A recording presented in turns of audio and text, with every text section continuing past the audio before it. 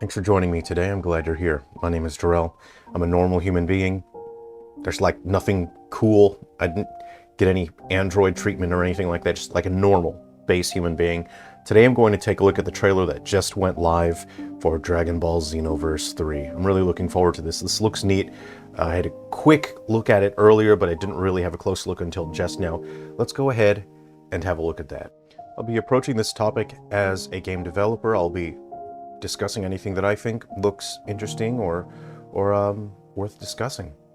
Okay, so a voice calls out to you. Actually, I think this is the voice of Shenron when I was listening to it earlier. I'm not listening to it now.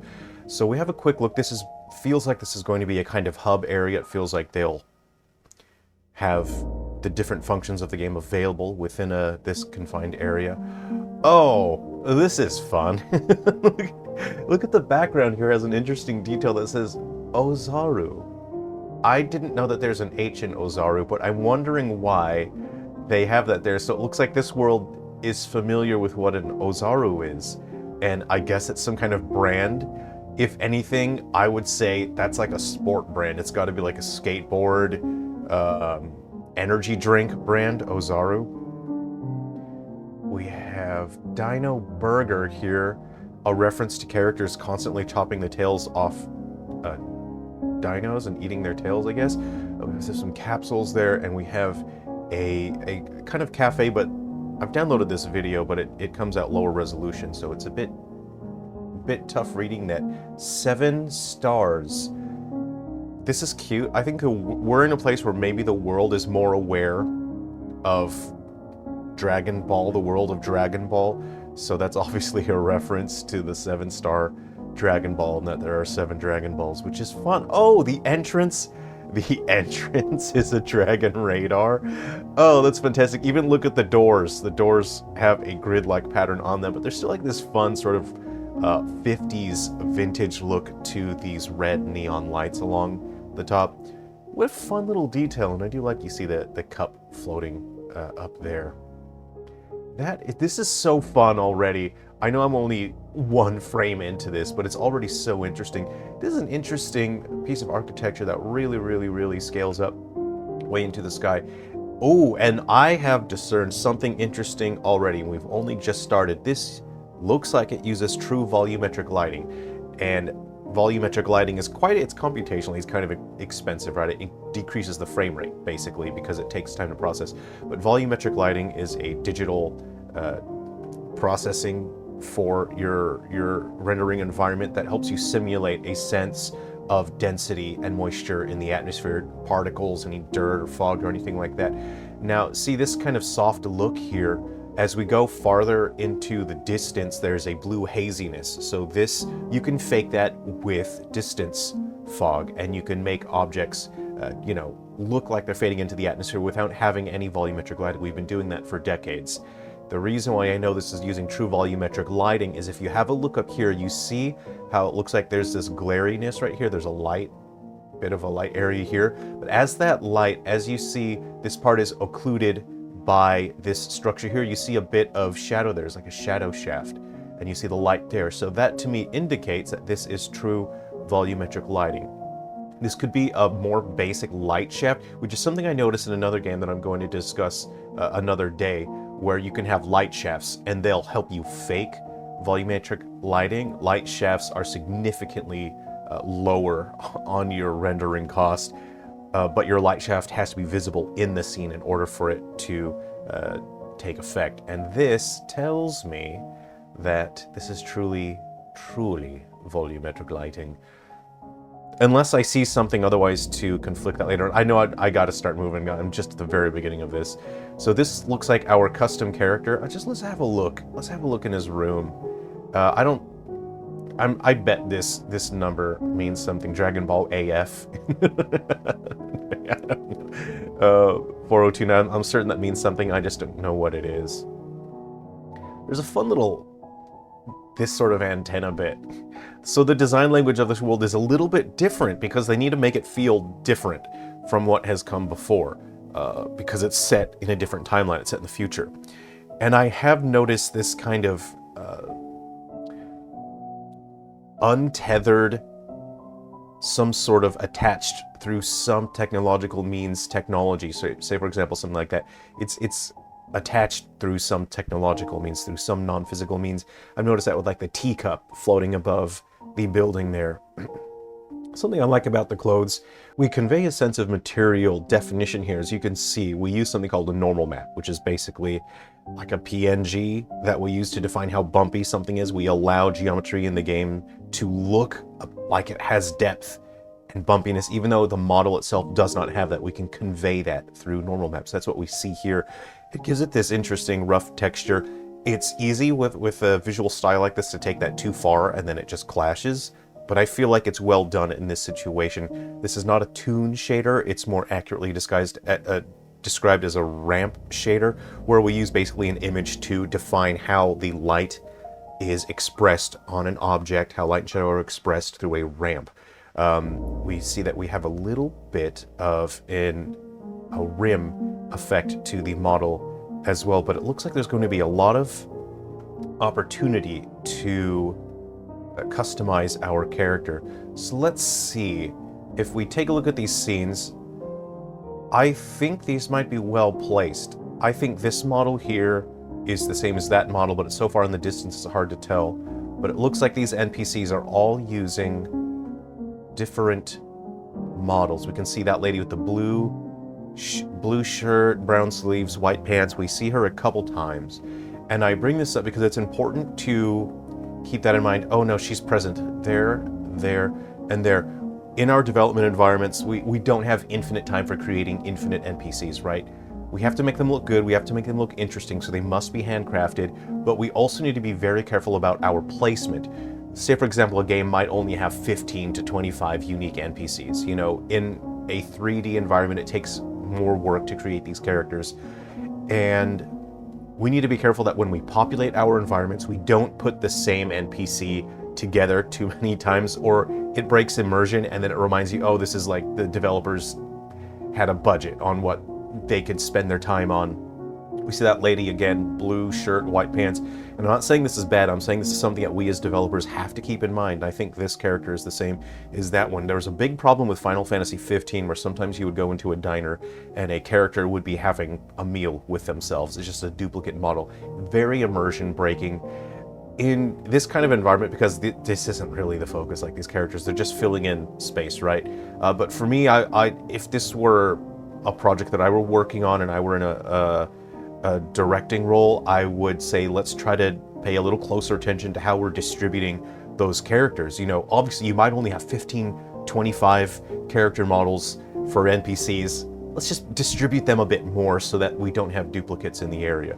Because there's nothing stopping us from just creating a couple more characters for their unique models and then just having a bit more variety. It makes the world feel a bit more organic and natural as opposed to kind of breaking the immersion. Even if you don't fully notice it, you will subconsciously notice it. Okay, these characters are doing a big dance. I'm not sure what they're dancing about. Ooh, there's an indoor area.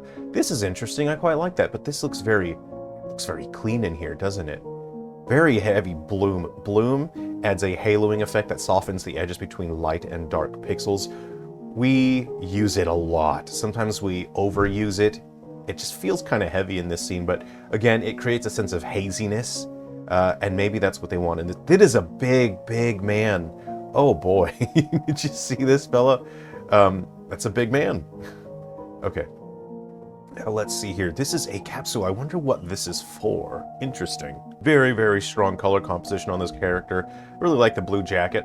We have the black pants here, but we see this yellow, so we have a vertical representation of that yellow color, and that yellow is a strong motif in terms of the color palette. Here we see the vertical line there. We have a yellow on the bottoms of the shoes. This is great color cohesion because we are using that color represented on multiple parts of the character. I'm not sure if there's just a yellow line here on the back of the jacket as well, that vertical line there, I think.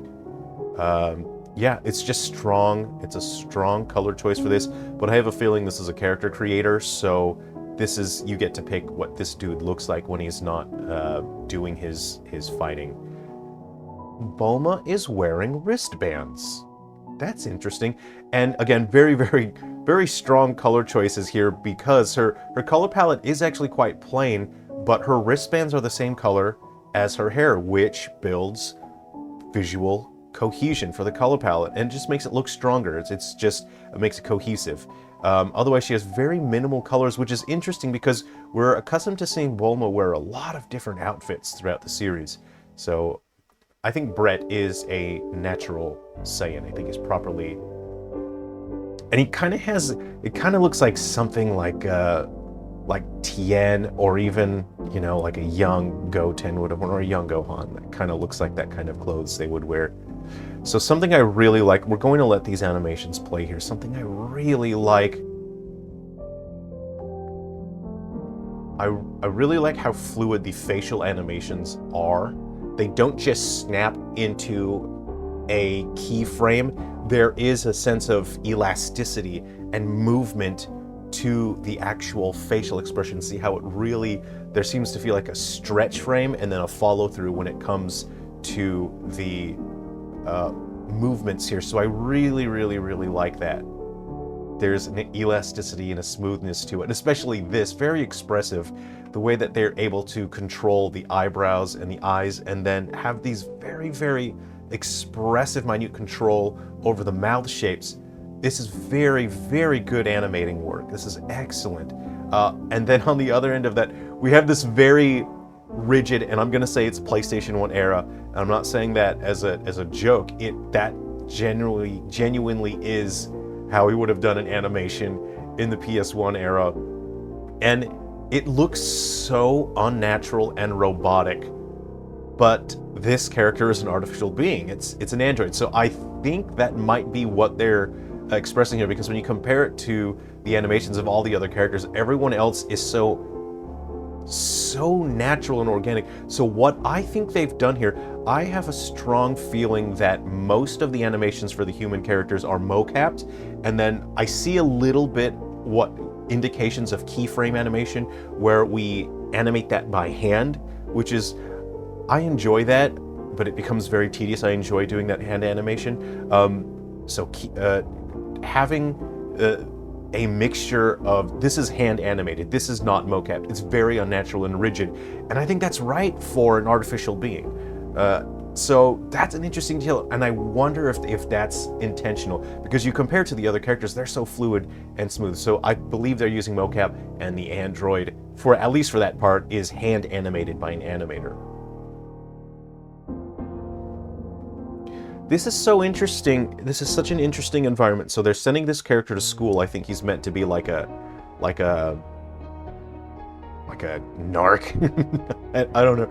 But, you know, it kind of, if you're a fan of this Dragon Ball Z, it probably reminds you of the arc when Gohan went to high school. And that was such a fun arc because it was like a fish out of water situation. This is such a Dragon Ball Z looking guy right here. That guy, he looks like a Dragon Ball Z character going to school. I feel like there are certain points where the foliage doesn't exactly fit in because it is textured very differently. So if you have a look at the aesthetic of the characters, it's basically just flat colors as would have been done with the anime, right? Flat colors, but we do have the ramp shading. And then you have these plants that all of a sudden have these really, it's just like overly detailed when it comes to the textures. There's too much variation in the texture itself. Have you look at the colors of it. And if see, these trees look fine, right? These blend in, they're a flat color basically. There's some variation in them. When you get to this one, and it feels a little bit too photorealistic. And if you have a look at the bark here, like this bright brown fits the world, but then you have this kind of photorealistic dull brown. It doesn't really fit, so there is a little bit of clashing here, a little incongruity. It's just a little bit of a lack of consistency. I'm not sure if it's something they really care about because I see it happening a lot, so it's just a lack of cohesion there aesthetically. These characters look fun. I think we saw her in the trailer before. I think she may have something to do. Let's see. Okay. Gee, those are fun looking shoes. His shoes have seat belts on them. Okay. All right, let's go. I really enjoy how lively these animations are. Look at Brett. See, again, it's not just, I really respect this. A lot of work has to have gone into that because it's not just doing keyframes and snapping to it. There are stretch frames and then follow through frames. Have a look at how smooth his movement is. See his fingers? That takes a fair amount of work. You can achieve something similar if you have all of your character's bones using physics simulation, but that has a performance cost and it's a waste to do that, to have your whole character doing physics simulation. So that means that there's manual work that's gone in. There's a lot of work that's gone into this. I really respect the work that's gone into this so far. Really fantastic. Okay, let's see here. I don't know who this character is. I like this guy, this Saiyan with the blue pompadour. I dig him. He's kind of already my favorite. He's got cool attitude. He's got a blue pompadour. Okay, I do like this Captain Ginyu posing. I hope that you can define custom poses. I wonder if you can, or if that's just something that's in the game. So we get our first look at gameplay here. We're fighting some generics here. And something I'm noticing about the cars is, oh no, oh dear. This is somewhat disappointing for me. If you have a look at the shaders on the car, and when I say shader, it's a part of the program that tells the game engine how a piece of geometry should be rendered.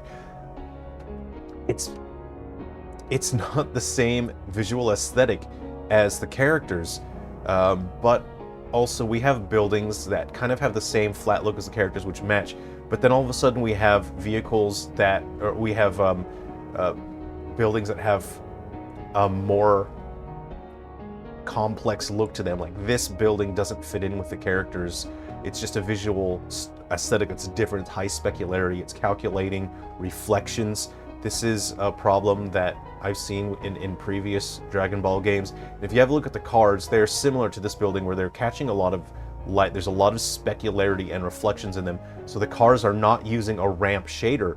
They have more complex, expressive lighting, which is a little bit disappointing, but it doesn't matter. At the end of the day, you just tune that stuff out and ignore it. But as an artist, it's a little bit disappointing to see a lack of consistency there with the visual aesthetic.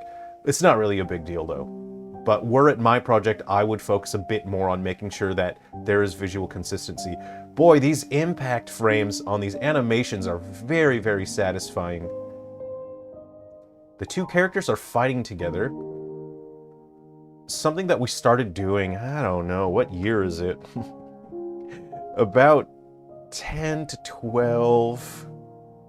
No, I'd say about 14 years ago, is we started seeing more and more games where the developers understood, oh, you can use the camera as part of the responsiveness, the visual impact. So you see that the camera shakes a lot with each hit. And I think the closer to the screen, the closer to the characters, the more noticeable it is. But that's what allows these impacts to feel so powerful, is that the camera's shaking. And I notice I don't think it's just a generic shake. It actually looks like the camera is doing this, like it's going in and out. And that really helps sell the impact of these hits. So I really, really like seeing that. We're enclosed in a room. This may be some kind of training. I don't know if it's just... There's a lot of indoor areas, which is interesting to see. And then I think we get to the real meat and potatoes here. This character is able to transform. So that is how we are able to see characters that we recognize from the series, even though this is set very far in the future, is our custom character is able to transform into characters of the past, which basically means any characters on the table. Absolutely any character can be present in this game through this transformation system. Of course, it's the good Trunks, not that sissy, not that sissy Trunks that just complains, oh, my future's ruined. Shut up, dude. He's using his, I don't know if that's a physical sword or if it's a spirit sword, or, no, it's a physical sword. That looks so sick. He's doing the throws, he's doing his big explosion thing. So, Trunks has a blue halo on him, but Piccolo is still alive in this timeline, right? Okay, so we have Trunks. Okay, the voice that awakens your power. Okay. He's doing a big combo. You get the camera, I noticed that they pull the camera in real close, and that means that when even smaller movements will feel more powerful. If you pull the camera back, the movements feel smaller, right? When you're up close like that and you can shake the camera, it makes it feels like the impacts are really powerful. It makes the character movements bigger. Okay, this is Piccolo. He has the blue halo, so this is our guy. But I noticed something. He has this Capsule Corp halo over his head. So I think that is an indicator that we are using transformation technology. This is cool. I wonder what characters we get to see. We have Kuririn. Whoa, these models look fantastic. They're very expressive. He is slimmed down. The DBZ Krillin is a bit buffer, but this is all right too. I prefer the buff Krillin. That's my dude. He's doing his... Whoa, those Tienzon Destructo discs look real razory. They're very fiery looking, aren't they? And of course he has a Capsule Corp halo. That guy would be dead, by the way. You only need one Destructo disc, you know what I'm saying? You have Tien Shin Han, who has... I think his shoulders are supposed to be a little bigger than that, honestly. I think they're supposed to be a little bigger, but this is still fine. Oh, we have the Saiyan Arc Vegeta. So this is, he has his tail and his battle armor with the shoulders and the things on the legs. Oh, he did the Gallic gun. So what is happening here? So we have Vegeta with the Capsule Corp halo, okay, doing his big hits. And I feel like they've edited this to feel like it's all one continuous fight. There, he loses his transformation, so he ran out of transformation. He's no longer Vegeta, and he is now Guy. But he still did Vegeta's attack. He did his garlic gun. This is fascinating to me. His hair turns green for a moment, and I think this is a reference to the Broly movie, where Goku's hair, or is it Goku or Vegeta, where when they're going, when they're powering up and about to go Super Saiyan, their hair goes green for a moment. Interesting little detail. I wonder what that could possibly mean. But to me, this really looks like Goku's, but it's a little different. I think there's an extra bang in the front. See, I just really like these small animations between these characters. You know, have a look at the facial expressions. It's very much like he's a fun, goofy, energetic character, and our guy is kind of reserved and more serious. I like this guy. He's cool. Blue Pompadour guy. He got a sword, but that's different. Is that Yajirobe's sword? Because it's not the Trunks sword. Oh, that's an Ozaru.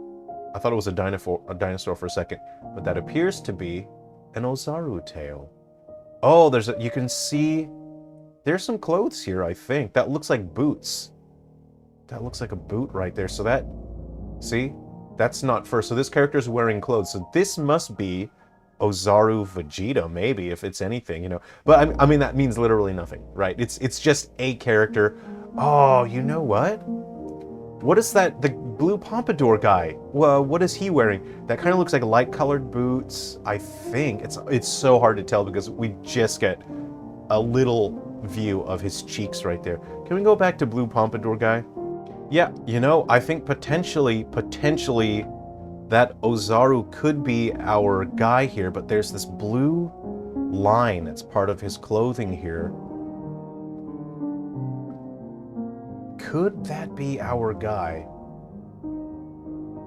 See, we don't see that blue line there. I don't know. Anyway, this looks awesome. Are you looking forward to this? What do you guys think of this? If I've missed anything, you can go ahead and let me know. I think this looks really cool. I'm looking forward to this. Thanks very much for spending some time with me and taking a look at Dragon Ball Xenoverse 3. I trust you will take good care of yourself. See you around.